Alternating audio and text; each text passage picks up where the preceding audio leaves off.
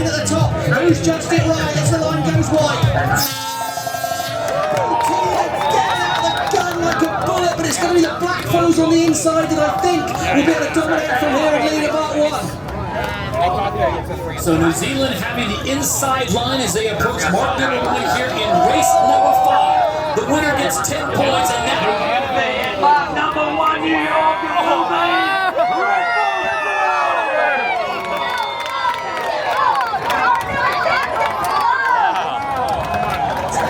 Bit of a better turnaround by New Zealand. New Zealand control the first decision. They should be able to manoeuvre away first. And now it's all about what happens back in the pack. Bombs flying roofs. And into the again. Oh, the roofs are up and jumping out of the water. Massive error as the ball dropped there. Not too high, splash down. It's a full reset for the bombs flying roofs after that one. They're going to have to work really hard to get that boat up to speed again. It's Britain had a nice manoeuvre out of that corner. Italy's done it as well. It's just so hard out in the water every time it gusts. The boat's just flying out. They're only 2 in a foil today, Tom. all right, let's go down to the water, release the dark man. And what do you see that the conditions change that much from when we saw in race number 4? No, they're quite similar, Todd, but what I'm saying is when you have these bullets of pressure, you know, changing the angle, changing the speed, changes the velocity of the the foils are too weak for these conditions, and everyone's just making mistakes all over the place here. And I think also to say that we've been placing on the T-foils the last few events, we're back at the light air and L-shaped foils. So the teams who have spent a lot of time on these, maybe they can pick them up a bit quicker, but all the teams really battling with their boat handling at the moment. Stevie, so what do you equate that to? How would you basically break that down to casual viewers going from the T-foils that we had on the West Coast, California, and now on the L-foils here in New York City? It's a bit like changing the car you're driving, and then not only that, we've gone from quite a smooth road to a country back lane. I don't know if you have them in America, but in the UK we have some pretty old bumpy roads, so the car doesn't want to stick in the road as well, and every time it's changing it's just so much harder. But I think more important, come back to the standings here, and it's all changed. Spain at the moment, right at the back of the pack. They miss out on the final by courtesy of a tie break. Of course, tie breaks is decided by whoever does best in the last race. All to do for Spain and Brazil, France, they're doing the job at the moment, but it's still so tight. Spain are going to find some magic on the upside, down part of this course now. So David Martin and company go to work on one last event in San Francisco. They are the defending champions from season 4. And here we go. The battle is on the 3 of 6 weeks of the race, and then it's just the top 3 teams.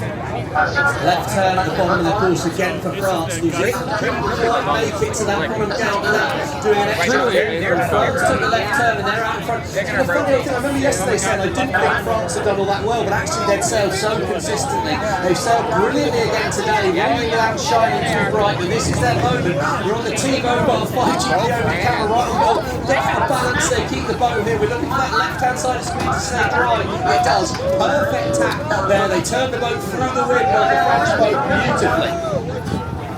When the French are into space, they can be really dangerous. They can sail the boat really fast, really nicely. And around the top in the lead is France! Sorry, not talk much about Content Delapier and the French. They've had their ups and downs this season. They currently sit in 6th place overall after 5 events, 11 points back of the leaders, the Bonds Flying Roots. Yeah, I mean, France, of course, you know, they're very good in these conditions. I remember we had a very silly in season 4 where it got pretty live. On New York, if you're a Black Foils fan, and you're a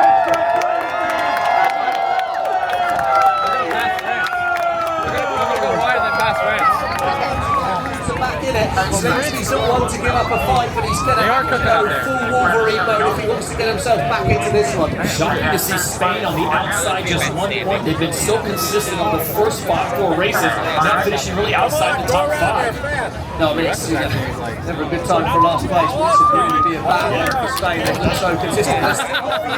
Everything we got the opportunity to make some overtakes. As we see Canada and USA close together here.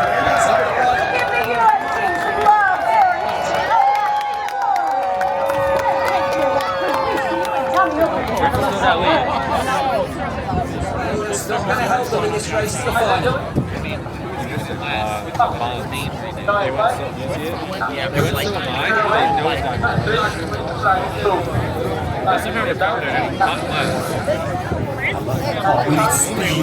We need speed. We need to fly. I think if you tried to turn one of these boats away from things like that, not foiling, they're just too slow and they could really easily tip over with the extra load. But as we come around the course, you see those dark patches of the water. It's really gusty out there. Yeah, that's making the boat even harder to sail. You can just see how some of those dark patches are really hard as well. And the angle difference of that means the flight controller, the wind trimmer, and the driver are so in sync with these conditions. Keeping the best angle we can, as we mentioned before, there are air restrictions in place here in Lower Manhattan, so no helicopter coverage for the time being. France has a 5-second lead right now, as they still hold on. If events things look like this right now, Spain, I got some Secco, beer, seltzer. On the tiebreak, and then it goes back and forth between them and Brazil. There's nothing in the back of the pack. A lot of opportunity to make some places, but what they've done is they've brought themselves right back into the fight. And it's going to be a monumental final race. Lisa, it looks to me as though the French saw the exact same pattern. The left turn at the bottom first time, right turn at the bottom second time, as Brazil into race one. Is that the pattern the teams have got to take?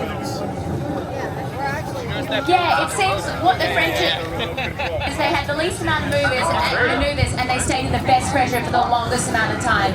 One thing I would say that is going to be dusty is the difference between the top end speed and the bottom end speed is bigger now. So staying. No! Oh my God! Thank you, Lisa. There's your Rolex chasing time, and that is now Great Britain trying to close the gap on New Zealand. Emirates GBR, they sit in third place, 5 seconds back. That will be And that's what you have in the final line. Oh my God!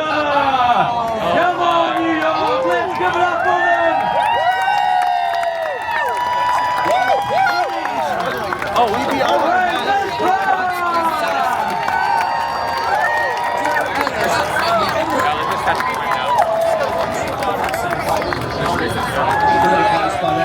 Superbly from the start, really found the opportunity to overtake time. Come second, consistently the best team so far today. But we bundled Brazil, they're going to follow it behind Emirates Great Britain. If we got Emirates Great Britain in third, they want another result. I think we're starting to love this team!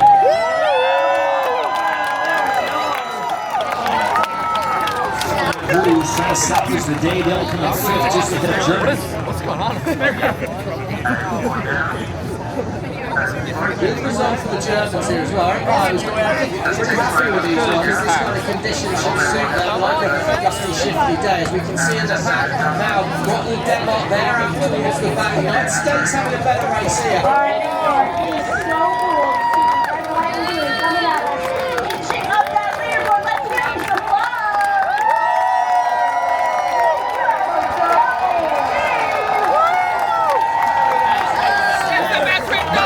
They wanted on the 3 events here in the U.S., but a 7th here matched their best performance that they got yesterday in race number 3. Red Bull Lily now, streaking towards the finish line. Top leg at the start for Red Bull. I think they'll be feeling quite positive about that. They had a bit of a moment in the first downwind leg. As Hannah suggested, trying to control these boats with these big foils. There's just too much lift. So the boats really want to jump out of the water. And